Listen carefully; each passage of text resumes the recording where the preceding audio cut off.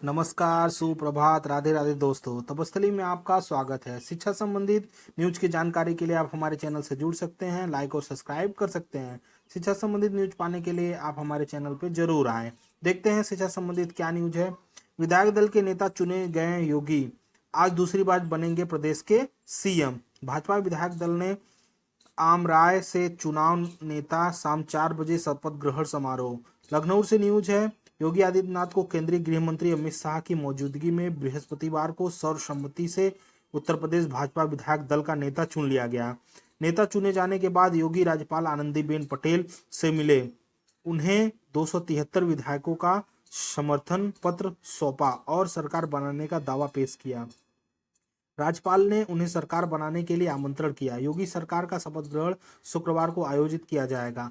Party के सह पर्यवेक्षक रघुदास, चुनाव प्रभारी धर्मेंद्र प्रधान और संगठन प्रभारी राधा मोहन सिंह की मौजूदगी में वरिष्ठ विधायक सुरेश कुमार खन्ना ने योगी के नाम का प्रस्ताव रखा, जबकि सूर्य प्रताप शाही, बेबी रानी मौर्य, नंद गोपाल गुप्ता नंदी, राम नरेश अग्निहोत्री और सुशील साक ने इनका समर्थन किया। बैठक में निषाद पार्टी और अपना दल के नेता संजय निषाद और आशीष पटेल भी अपने विधायक के साथ मौजूद थे और योगी को अपना समर्थन देने की घोषणा की। शपथ लेने के साथ ही यूपी में राजनीति इतिहास में योगी आदित्यनाथ के नाम यह रिकॉर्ड दर्ज हो जाएगा। योगी एकमात्र ऐसे सीएम होंगे जो 5 वर्ष कार्यकाल पूरा होने के बाद दोबारा सीएम बनेंगे। 403 संसदीय सदन में भाजपा के 255 तथा इसके सहयोगी अपना दल निषाद और 18 जीती है।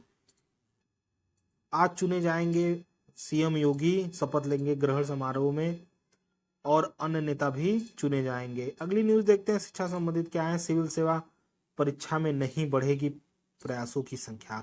नई दिल्ली से न्यूज है। केंद्र सरकार ने गुरुवार को राज्यसभा में कहा कि सिविल सेवा परीक्षा के लिए प्रयासों की संख्या और आयु सीमा के संबंध में मौजूद प्रावधानों में बदलाव संभव नहीं है। कार्मिक राज्य मंत्री जितेंद्र सिंह ने कहा कि कोविड महामारी के कारण अभ्यर्थियों ने सिविल सेवा परीक्षा के लिए आयु छूट और अतिरिक्त प्रयास की अनुमति देने का अनुरोध किया था। अभ्यर्थी की रीट याचिका के जरिए यह मामला सुप्रीम कोर्ट तक पहुंचा। शीर्ष अदालत द्वारा पारित आदेश के आधार पर यह मुद्दे पर विचार किया गया कि इस दौरान सरकार ने पाया कि प्रयास की संख्या और आयु सीमा को लेकर मौजूद प्रावधानों को लेकर संभव नहीं है। मंत्री ने कहा कि संघ लोक सेवा आयोग और कर्मचारी चयन आयोग कोविड प्रोटोकॉल का पालन करते हुए सुचारू रूप से परीक्षा के संचालन के लिए सभी जरूरती उपाय कर रही है। सरकारी नौकरी के लिए पाठ्यक्रम की सिफारिश करेगी समिति। जितेंद्र सिंह ने राज्यसभा में कहा कि राष्ट्रीय भर्ती एजेंसी द्वारा एक विशेष सलाहकार समिति का गठन किया गया है। यह समिति सरकारी नौकरी की चुनिंदा श्रेणियों के लिए सामान्य पात्रता परीक्षा सीईटी की खातिर पाठ्यक्रम और योजना की सिफारिश करेगी। 2020-21 के बजट में घोषणा की गई कि अराजपत्र पत्रों पर भर्ती को लेकर ऑनलाइन परीक्षा के लिए राष्ट्रीय भर्ती एजेंसी को विशेष संगठन के स्वरूप में स्थापित किया जाएगा। गंगोत्री ग्लेशियर 2001-2016 के बीच 0.23 किमी पीछे हट गया है। पर्यावरण मंत्री भूपेंद्र यादव ने राज्यसभा को बताया कि गंगोत्री ग्लेशियर 2001 से 2016 तक 15 वर्षों में 0.23 वर्ग किलोमीटर पीछे हट गया है। उन्होंने कहा कि हिमालय के ग्लेशियर पर ब्लैक कार्बन के प्रभाव का पर्याप्त प्रमाण नहीं मिला है। अगली न्यूज देखते हैं शिक्षा संबंधित क्या है। ऑफलाइन ही होगी वार्षिक परीक्षा। इलाहाबाद विश्वविद्यालय की परीक्षाएं अब अगले सप्ताह मई के पहले सप्ताह में असाइनमेंट आधारित होगी प्रायोगिक परीक्षाएं। प्रयागराज से न्यूज है। इलाहाबाद विश्वविद्यालय के सत्र 2021-20 की परीक्षाएं ऑफलाइन मोड में ही होगी आयोजित। उच्च स्तरीय कमेटी की सिफारिश पर कुलपति प्रोफेसर संगीता श्रीवास्तव ने यह निर्णय लिया। हालांकि 22 अप्रैल से प्रस्तावित स्नातक तृतीय वर्ष की कक्षाएं अब मई के पहले सप्ताह में शुरू कराई जाएगी। वही छात्रों ने ऑफलाइन मोड में परीक्षा कराए जाने का विरोध किया। समिति की सिफारिश में यह निर्णय लिया गया कि प्रायोगिक परीक्षा असाइनमेंट आधारित मूल्यांकन के माध्यम से कराई जाएगी। ऑफलाइन प्रायोगिक परीक्षा नहीं होगी। पाठ्यक्रम में कटौती और प्रश्न पत्रों के प्रारूप संबंध में परीक्षा समिति ने अन्य निर्णय पूर्व की भांति लागू रहेंगे। हालांकि विश्वविद्यालय ने इस निर्णय के बाद शुक्रवार को परिसर में हंगामा होने के आसार है, क्योंकि बड़ी संख्या में छात्रों ने ऑफलाइन मोड का परीक्षा कराए जाने की मांग की थी। इन मांग को देखते हुए इलाहाबाद विश्वविद्यालय प्रशासन ने उन छात्र छात्राओं के आवेदन मांगे थे जो ऑनलाइन मोड में परीक्षा देना चाहते थे। हजारों की संख्या में छात्रों ने आवेदन जमा किए थे। इनमें कई छात्र ऑफलाइन परीक्षा के पक्ष में भी थे। अगली न्यूज देखते हैं शिक्षा संबंधित क्या है। असिस्टेंट प्रोफेसर भर्ती परिणाम पर रोक। इलाहाबाद हाई कोर्ट ने अभ्यर्थी की ओर से दाखिला की गई याचिका। प्रयागराज से न्यूज है। इलाहाबाद हाई कोर्ट ने उच्चतर शिक्षा सेवा चयन आयोग की रसायन विज्ञान के असिस्टेंट प्रोफेसर भर्ती परिणाम की घोषणा पर रोक लगा दी है। कोर्ट ने कहा है कि बिना उनकी अनुमति के परिणाम घोषित नहीं किया जाएगा। यह आदेश न्यायमूर्ति सिद्धार्थ ने सुभाष चंद्र श्रीवास्तव व 10 अन्य की याचिकाओं पर सुनवाई करते हुए दिया है। कोर्ट ने इस मामले में से जुड़े उच्च शिक्षा सेवा चयन आयोग समेत सभी परीक्षाओं के 3 हफ्ते में जवाब मांगा है।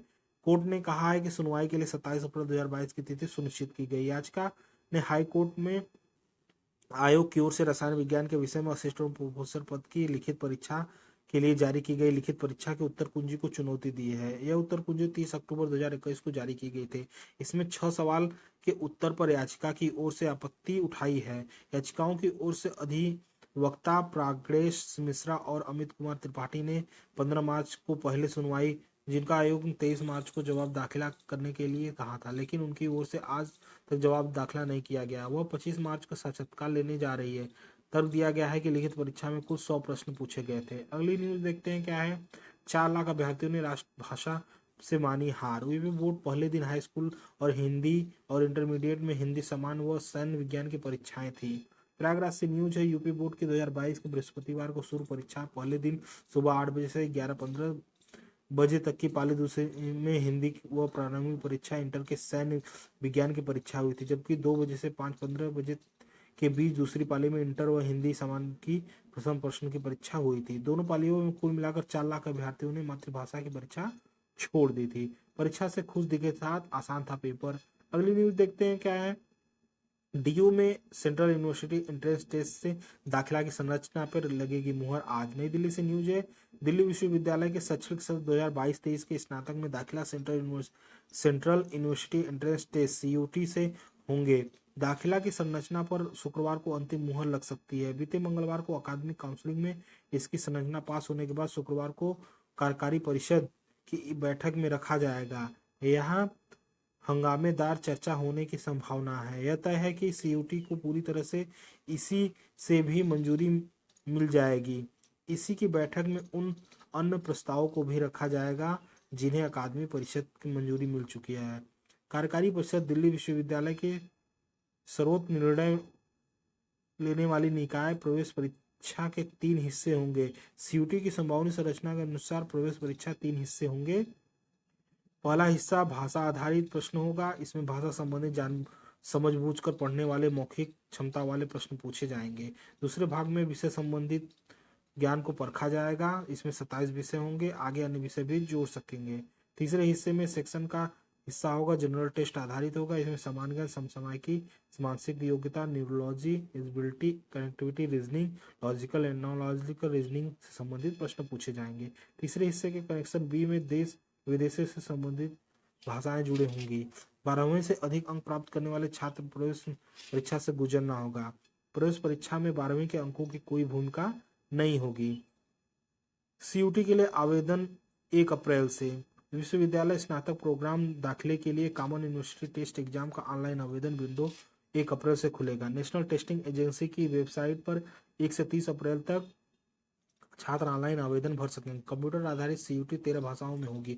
परीक्षा वस्तुनिष्ठ होगी। सवाल बहुविकल्पी होंगे। खास बात यह है कि शास्त्री की 3 भाषा व 4 वर्षीय डिग्री व बीए ऑनर्स में समकक्ष मानी जाएगी।